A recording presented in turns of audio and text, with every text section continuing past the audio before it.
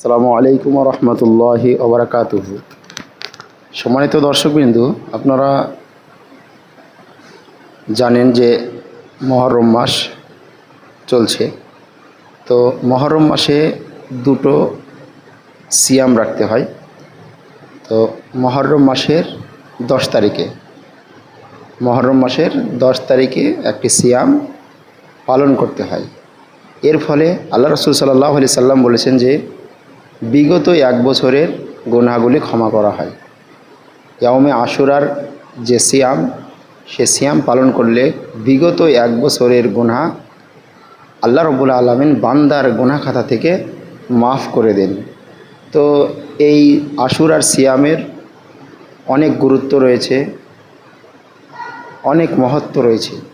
তো এই আশুরার সিয়াম কবে রাখতে হবে, আমাদেরকে কত তারিখে রাখতে হবে, চলুন আমরা জেনে আসি। কী বারে রাখতে হবে, চলুন জেনে আসি।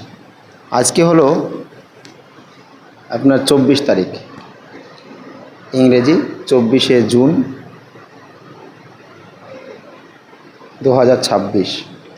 তো আজকে রাত্রিবেলায় ভাত খেতে হবে, অর্থাৎ 25 তারিখে একটা রোজা হবে এবং 26 তারিখেও রোজা রাখতে হবে। দুটো রোজা রাখতে হবে, একটা হচ্ছে 25 তারিখ এবং 26 তারিখ, 25শে জুন এবং 26শে জুন দুটো রোজা, অথবা 26শে জুন এবং 27শে জুন, এই দুটো রোজা। অর্থাৎ 26 তারিখে নিতে হবে, 26 তারিখকে নিতে হবে রোজাতে।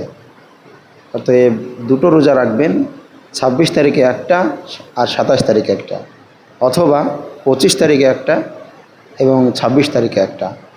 তাহলে মাঝখানে যে 26 তারিখ, সেটা কিন্তু পেয়ে যাচ্ছি। তাহলে আমাদের রোজা পূর্ণ হয়ে যাবে ইনশাআল্লাহ।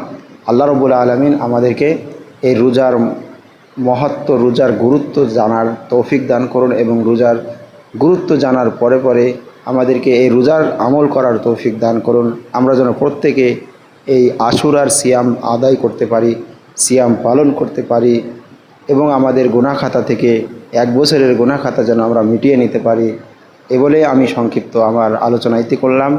যারা জানেন না তারা অবশ্যই এটা থেকে অবগতি হবেন যে 25 তারিখ এবং 26 তারিখ রোজা, অথবা 26 তারিখ এবং 27 তারিখ রোজা জুন মাসের। অর্থাৎ আজকে রাত্রিবেলায় সেহরি খেতে হবে এবং কালকে রোজা রাখতে হবে। আজকে 24 তারিখ, তো 24 তারিখ রাতে খাবার সেহরি খেতে হবে, আর 25 তারিখ রোজা, তারপরে আবার 25 তারিখে খাবার খেয়ে আবার আপনার 26 তারিখে রোজা।